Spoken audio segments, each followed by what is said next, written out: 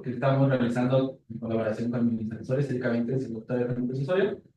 Y en este trabajo lo que buscamos es mostrar, encontrar un nuevo modelo para producir la distribución espectral de energía de esta bien conocida galaxia M87, utilizando un código de transferencia relativa en relatividad general. Bueno, les voy a hablar un poco de M87, que es esta radiogalaxia perteneciente a este catálogo de Messier, un famoso catálogo de un montón de objetos. Y bueno, esta es una radiogalaxia, cuya galaxia huésped es una galaxia elíptica que está por acá.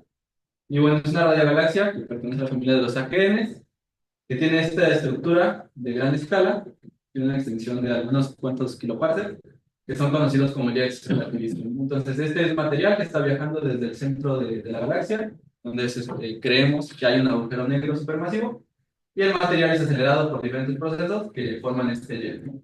Entonces, esta de acá es una imagen de este objeto, del agujero negro supermasivo de M87. En realidad, esta es la sombra del agujero negro supermasivo, reportada por el telescopio del horizonte de la Luna. Entonces, esta galaxia nos importa o es muy importante para hacer este tipo de estudios por dos propiedades muy particulares. La distancia a la que está, que es una galaxia relativamente cercana y un AGN relativamente cercano, y la masa del agujero negro que está en el centro de esta galaxia, que es un agujero muy masivo. Para poner, por ejemplo, en contexto, la masa del agujero negro que está en esta galaxia, que es Sagitaria Estrella, es 3 órdenes de magnitud más pequeño que el de M85. Entonces, estas dos propiedades permiten que nosotros podamos resolver estas escalas en estos objetos, ¿no? Como el caso de Sagitario de Estrella, que es una fuente mucho más cercana, pero mucho menos masiva, también nos permite resolver este tipo de escalas. Pero bueno, en este caso estamos interesados en el 87. Para poner un poco en contexto en las escalas que nosotros estamos trabajando con nuestras simulaciones, aquí tengo esta gráfica con un montón de observaciones que se han hecho del 87. En particular, estas corresponden a una campaña que se hizo en el 2017, en el que se observó a M87 con diferentes observatorios y diferentes instrumentos, buscando construir un conjunto de datos cuasi simultáneos de esta fuente para poder hacer los estudios que nosotros estamos realizando en particular, ¿no? Entonces, esta es la estructura, digamos, a gran escala de M87, en donde este es el jet que se veía en la imagen anterior. Este es, por ejemplo, la imagen del óptico con el Hubble, este es en ultravioleta con Swift, y por acá está en rayos X con Chandra, ¿no? De nuevo, esta es la misma escala que la que se ve por acá. Este es el mismo jet, todo grande, que está aquí de este lado. Y entonces nosotros estamos interesados en la parte más cercana al agujero negro, porque las simulaciones que nosotros estamos haciendo, las que utilizamos, tienen un límite en cuanto a la escala que pueden modelarse por diferentes, principalmente por complicaciones computacionales que aparecen, o cálculos muy complicados que aparecen a la hora de querer escalar nuestros problemas a dimensiones más grandes, o escalas más grandes. Entonces, estas son observaciones en radio todas, en diferentes longitudes de onda, y cada vez nos vamos acercando más al centro de esta galaxia, ¿no? Este es, desde luego, la sombra del agujero negro que está en el 87, y nosotros estamos interesados en reproducir los datos o las observaciones de 87 en esta escala de aquí, que es donde aquí se alcanza a ver el núcleo, que correspondería al agujero negro. Se dan cuenta, pues el agujero negro es aquí un pequeño punto en esta imagen. Y aquí se ve esta pequeña estructura, que es a lo que nosotros le llamamos el jet. Que se dan cuenta, conforme vamos yéndonos a escalas más grandes, se sigue viendo esta componente, pero cada vez se ve más delgada y más colimada, ¿no? En este caso, pues, se ven aquí como algunas pequeñas sobredensidades o sobreluminosidades, que bueno, son parte de lo que queremos modelar con estas simulaciones, ¿no? Entonces, nuestras simulaciones están repartidas, están separadas en dos partes. Una primera que corresponde a simulaciones de magnetohidrodinámica en relatividad general, donde lo que queremos es resolver la evolución de un toro de plasma magnetizado en un espacio-tiempo de Kerr, que es básicamente alrededor de un agujero negro rotante.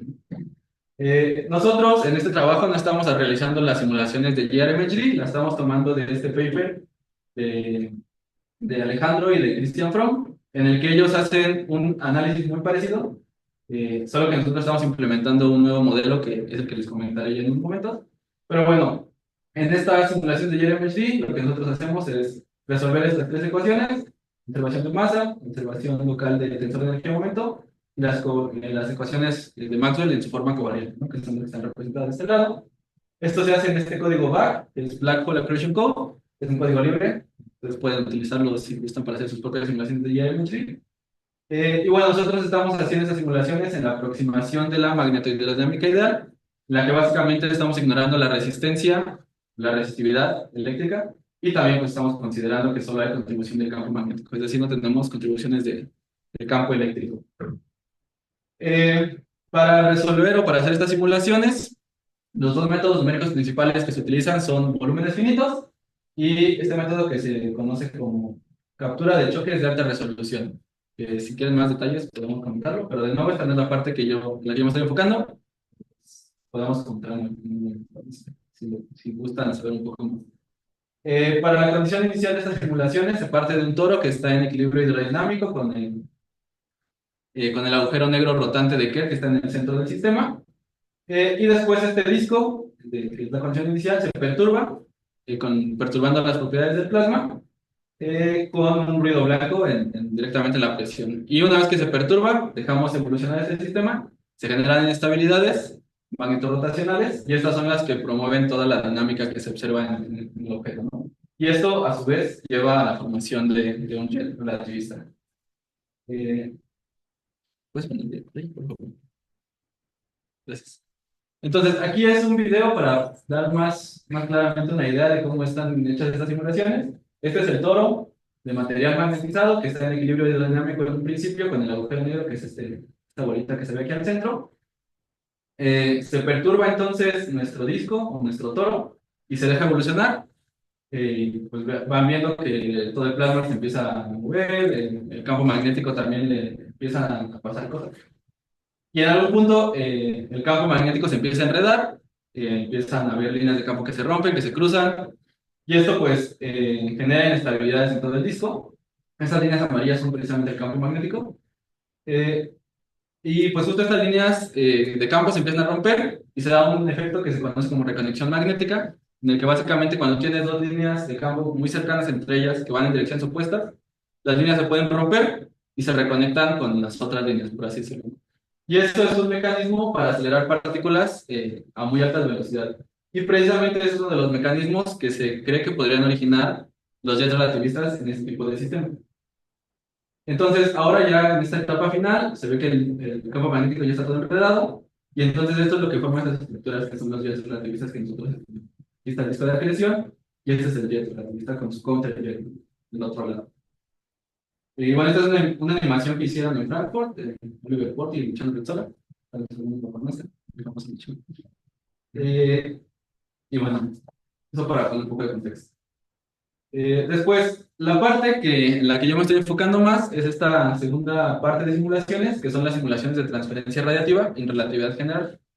En este caso, lo que a nosotros nos interesa, una vez que tenemos ya nuestras simulaciones del plasma, cómo evoluciona, cómo está distribuido, cuáles son sus propiedades, nos interesa saber cómo va a emitir ese plasma. Porque al final de cuentas, por desgracia o por fortuna, lo único que tenemos de las fuentes que observamos es su flujo, o su luminosidad. Entonces, a partir de eso, nosotros queremos reconstruir todas las propiedades que vienen con las propiedades físicas del sistema. Entonces, para poder obtener flujos de nuestras simulaciones y poder comparar con las observaciones directamente, necesitamos resolver esta ecuación de acá, que es la ecuación de transferencia radiativa en relatividad general, donde aquí todas las cantidades que aparecen son invariantes de Lorentz. Esta es una intensidad invariante, que está definida como la intensidad específica dividida por la frecuencia al cubo. Estas cantidades son la emisión, la emisividad y el coeficiente de absorción o absortividad sí, absortividad, igual en su forma invariante de Lorentz, que pues están expresadas de este lado en términos de la emisividad y la absortividad, medidas en el marco de referencia del plasma.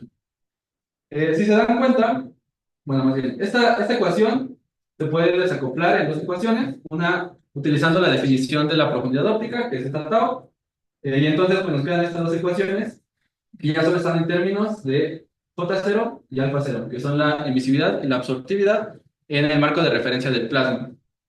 Si se dan cuenta, el resto de cantidades ya son cantidades tau se obtiene de esta ecuación, la gamma es una transformación de coordenadas entre el sistema de referencia del plasma y del observador, y lambda es un parámetro afín que es básicamente sobre que se integra, que viene de las ecuaciones de relatividad general. Y entonces, los únicos dos parámetros importantes son esta J y esta alfa. Entonces, conociendo esos dos parámetros para el plasma que está emitiendo, nosotros podemos reconstruir toda la emisión a lo largo del camino de los fotones. Entonces, para resolver esto, lo que hacemos es algo que se llama ray tracing o trazado de rayas, en el que nos interesa seguir las trayectorias de los fotones a lo largo de las geodésicas nulas, que básicamente son las trayectorias que siguen los fotones en cualquier espacio-tiempo. Tú calculas las geodésicas nulas y con eso ya tienes las trayectorias de los fotones. Entonces, por un lado, necesitamos primero un método para poder calcular las geodésicas nulas de nuestro espacio-tiempo, en este caso, pues, del espacio-tiempo de Kerr. Y para eso utilizamos este método de un Runge-Kutta-Feldberg, que es básicamente un integrador de cuarto orden con paso adaptativo que permite simular un integrador de quinto orden. Entonces tenemos menos errores, pero sin utilizar tantos pasos. Entonces eso es muy útil. Y posteriormente, ya que tenemos las geodésicas, que son las que ocupamos para poder medir el paso en las ecuaciones de transferencia relativa, utilizamos un método euleriano para evolucionar estas ecuaciones, que ya es como la parte sencilla, por así decirlo. Y bueno, un poco de las simulaciones que hacemos. Para referencia, utilizamos un campo de visión de 1000M, que básicamente todos nuestros códigos están medidos en unidades asociadas a la masa del agujero negro, porque como sabrán, pues eso determina muchas de las transformaciones de cantidades en relatividad general. Y bueno, para el caso de M87, este campo de visión corresponde a un tamaño angular de 4 miliarcseconds, o 4 milisegundos de arco, y estamos utilizando para nuestras simulaciones una resolución de 800 por 800 píxeles. Entonces son buenas imágenes. Entonces, les decía precisamente que las componentes más importantes, o lo más importante a la hora de resolver las ecuaciones de transferencia relativa, es cómo son el coeficiente de absorción y el coeficiente de emisión. Entonces, para determinar estos dos, hay tres procesos o tres partes que son importantes. El primero es qué proceso de emisión estamos considerando para nuestros electrones que están emitiendo. Después, cuál es la temperatura de esos electrones. Y por último, qué función de distribución siguen estos electrones. Entonces, estas tres cantidades son cosas que nosotros podemos proponer. Hay modelos para diferentes propiedades, pero en particular para el trabajo que nosotros estamos haciendo, como proceso de emisión estamos utilizando sincrotrón. Aquí no se ve, pero aquí dice sincrotrón. Y bueno, el sincrotrón no es más que si tú tienes un campo magnético, da igual si es uniforme o de la forma que sea, y tienes alguna carga que tiene cierta velocidad inicial, por ejemplo un electrón, va a seguir una trayectoria en el cuidado alrededor de las líneas de campo, ¿no? Y esto viene directamente de la fuerza de Lorentz, que todos deberíamos conocer.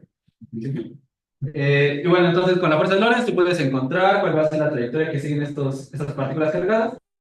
En particular, nosotros estamos interesados en electrones, porque los electrones son los que consideramos como los emisores en nuestro sistema, en este modelo que estamos haciendo.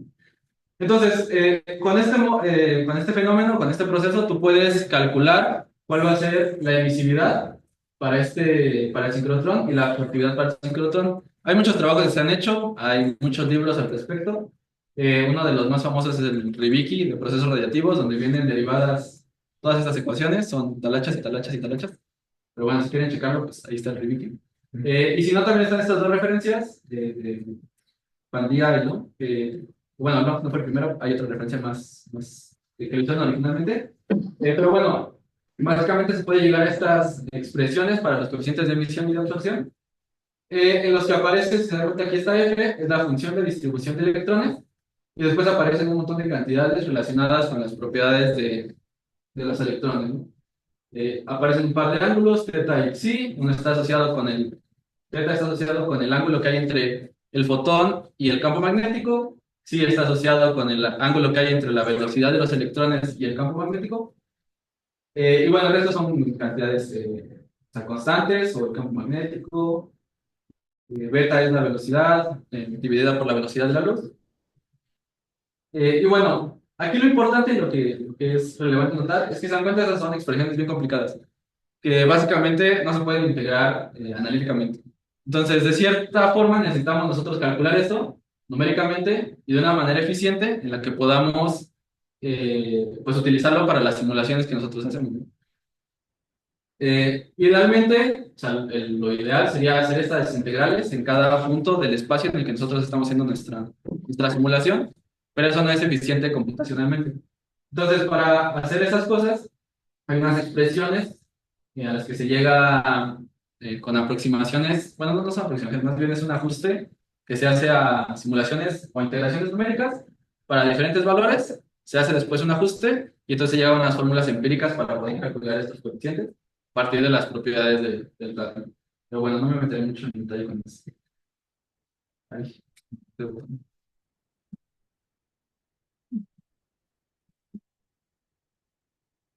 yo le cambio, le cambio, le cambio. Bueno, el segundo parámetro importante o el segundo fenómeno es cómo determinamos la temperatura de los electrones. Y para esto estamos utilizando nosotros un modelo que se conoce como órbita, en el que decimos básicamente, eh, bueno, a ver, primero, las simulaciones de IRMHD que nosotros utilizamos solo simulan o modelan a los protones como fuente como la materia. O sea, la materia está compuesta básicamente por protones. Entonces, de alguna manera, nosotros necesitamos obtener las propiedades de los electrones a partir de las propiedades de los protones. Para esto utilizamos este modelo órbita, en el que básicamente decimos que este cociente entre las temperaturas de los protones y los electrones depende únicamente de este factor beta, que es la presión dividida por la presión magnética, ¿no? La presión del fluido dividida por la presión magnética. Eh, con esto lo que logramos es dividir nuestro modelo en dos regiones, una de baja presión magnética, por así decirlo, que es la de acá, que es la región del disco, y otra que es la región de alta presión magnética, que es la región del jet.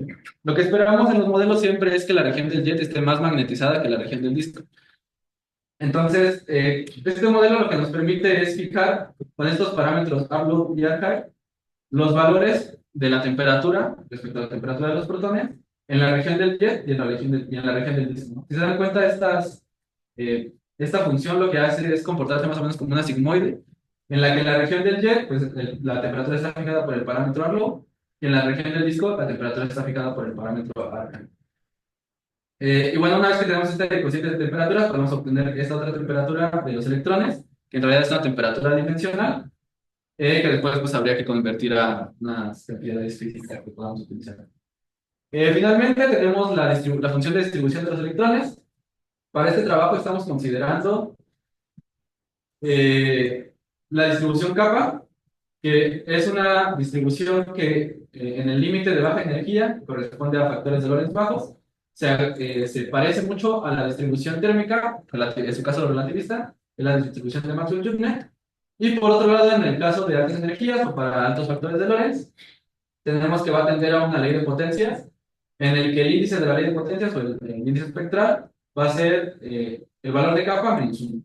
Entonces, la ventaja de utilizar este modelo o esta distribución de electrones es que nos permite reproducir ambas emisiones, tanto la emisión térmica, que viene de estos electrones térmicos, como la distribución para un caso no térmico, que es el de la ley de potencias, que es uno de los casos más conocidos, que más se utiliza para modelar diferentes cosas, diferentes fenómenos en la astrofísica.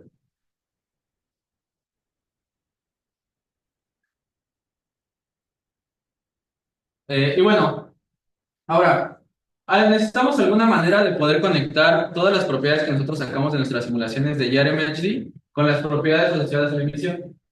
Eh, Aquí, en esta distribución kappa, este parámetro W, que es como un ancho de la distribución, está asociado con la energía total contenida en esta distribución de partículas. Entonces, necesitamos una forma en la que nosotros podamos determinar W a partir de las propiedades del plasma que obtuvimos de nuestra simulación de IRMHD.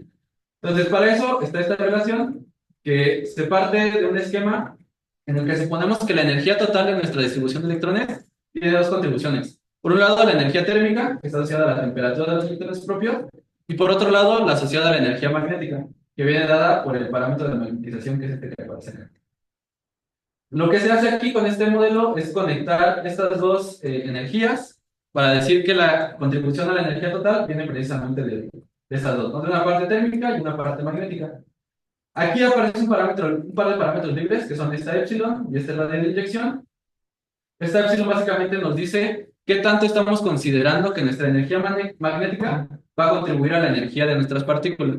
Si esta epsilon es 1, entonces toda la energía magnética que estamos utilizando se va a usar para acelerar o para darle energía a los electrones.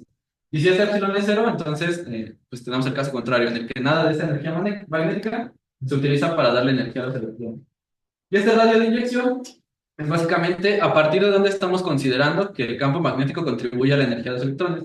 Es una distancia al agujero negro, básicamente, y decimos, a partir de aquí, la energía magnética que tengas disponible la vas a usar para darle energía a tus electrones.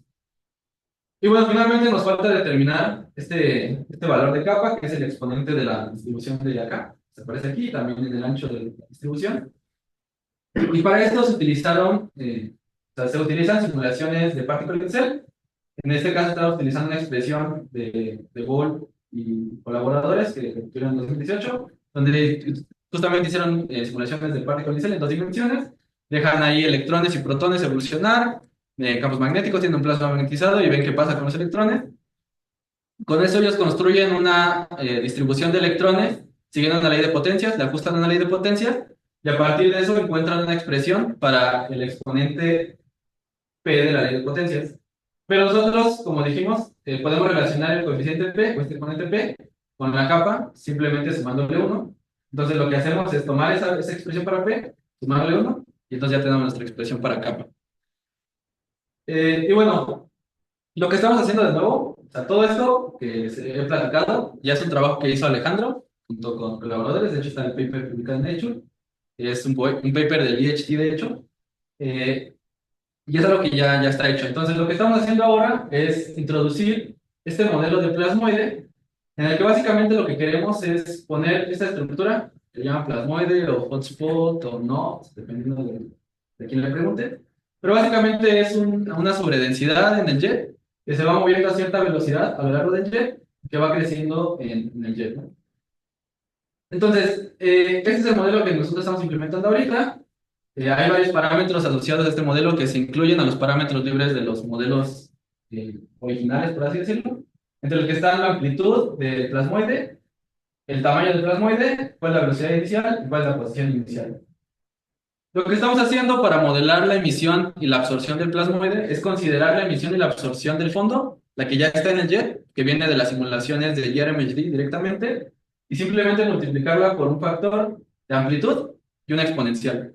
Con esto lo que tenemos es una distribución gaussiana en esta pelotita que se ve aquí, eh, que viene, digamos, está puesta a mano, pero viene la emisión y la absorción de las simulaciones de JRMG. Con esto buscamos que, que este modelo no sea tan puesto a mano, sino que es un poco consistente con lo que ya está hecho.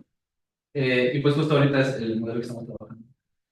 Entonces, para hacer estos modelos utilizamos el clúster que hay aquí en el Instituto de Astronomía, que está aquí, que pertenece al Laboratorio de Modelos y Datos de la UNAM. Y hasta ahora con los modelos que hemos hecho, que son alrededor de 50, hemos utilizado unas 75.000 horas CPU para hacer esta exploración de parámetros que muestro acá. Aquí tengo los parámetros del modelo de referencia, que es el modelo sin plasmoide, donde está el spin del agujero negro, estos dos parámetros asociados al modelo de temperatura, la epsilon que nos dice qué tanta energía magnética se utiliza para darle energía a los electrones, esta sigma q que determina qué tan ancho estamos considerando la espina del jet, y el radio de inyección, que es básicamente desde dónde estamos inyectando las partículas, donde estamos inyectando energía magnética a nuestros electrones. Y además añadimos los parámetros del plasmoide, que este es el tamaño del plasmoide, que viene determinado por la magnetización. Este lo construimos a partir de la magnetización. Después la velocidad inicial, que la estamos dando en velocidades keplerianas, la amplitud del plasmoide y la posición inicial, que viene dada en unidades de m, como todo el código. Y bueno, ya que tenemos una simulación, así es como se ven las simulaciones. Este es el caso de M87. Estos son los parámetros que estamos utilizando, están por acá. Esta es una imagen que estamos haciendo a 86 GHz. En este caso estamos utilizando un ángulo que no es el ángulo del jet respecto a la línea de visión, pero este es simplemente para que se pueda ver cómo se mueve el plasmoide. Entonces, si dan cuenta, el plasmoide va siempre adentro del jet. Les digo, el tamaño nosotros lo vamos construyendo en función del ancho del jet.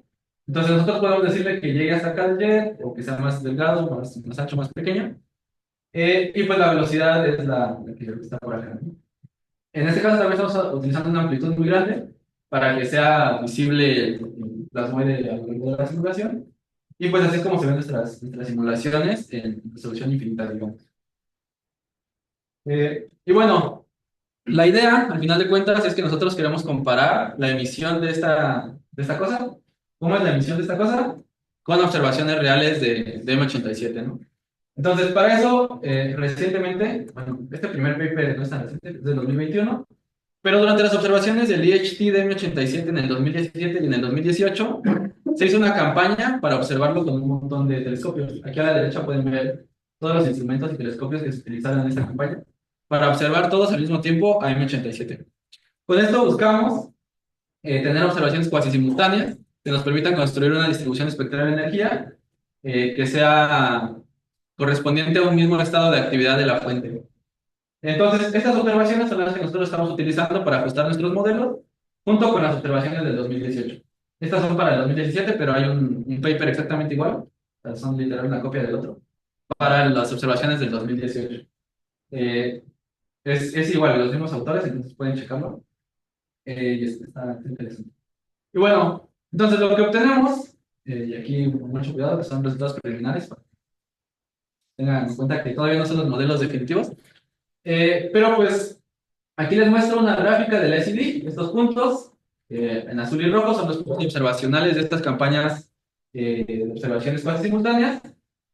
Y las líneas continuas son nuestros modelos. Aquí les pongo de referencia el modelo que publicaron en el paper Alejandro y sus colaboradores, en el que ellos no tenían pues, este plasmoide y su modelo era este verde que se ve aquí al fondo. Entonces, lo que nosotros estamos logrando con nuestro modelo es ajustar mejor la parte de los datos que corresponden al óptico, ultravioleta un poco, infrarrojo. Que se dan cuenta, bueno, una gran diferencia con el paper original de 2022 de Alejandro es que ellos utilizan otros datos para hacer el modelo de LCD, que son estos que se ven apenas en gris, pero esos son datos que no son cuasi simultáneos. Entonces, por eso nosotros estamos utilizando ahora estos modelos, perdón, estos datos. Aquí les muestro una variación de este parámetro, que es uno de los que hemos encontrado más importantes para nuestro modelo de la LCD, que es el de la temperatura en la región del jet, hablo. Y aquí arriba están los parámetros completos de este modelo. Y bueno, hasta ahora, como les digo, este es un trabajo en progreso, estamos apenas empezando con los primeros resultados, entonces todavía nos quedan varias cosas que explorar, pero pues hasta ahora nuestro modelo está de acuerdo con un agujero negro que tiene alta rotación, porque también exploramos el spin, como recordarán, que tiene un jet relativamente poco magnetizado y plasma relativamente frío en el jet, pero un disco más caliente que modelos previos, ¿no? Y esto lo podemos asociar con los parámetros que encontraron en el paper de Alejandro, con los que estamos encontrando para este trabajo, en particular ARHAC y ARLO. Eh, y pues justo aquí lo importante es que todos estos modelos que estamos analizando vienen a partir de este mecanismo de Blanford-Snellier para la formación del jet. Eh, y pues justo hay algunas diferencias importantes entre el trabajo que estamos haciendo y este trabajo de Alejandro, pero pues todavía necesitamos seguir explorando parámetros para encontrar el mejor modelo. Y también en algún punto es necesario realizar unas imágenes en radio que podamos comparar con observaciones, porque es otra de las constricciones que hay respecto a los modelos que podemos hacer, y es algo que sí se hace en el paper de Alejandro, y es algo que nosotros queremos hacer también. Y bueno, sería todo. Gracias.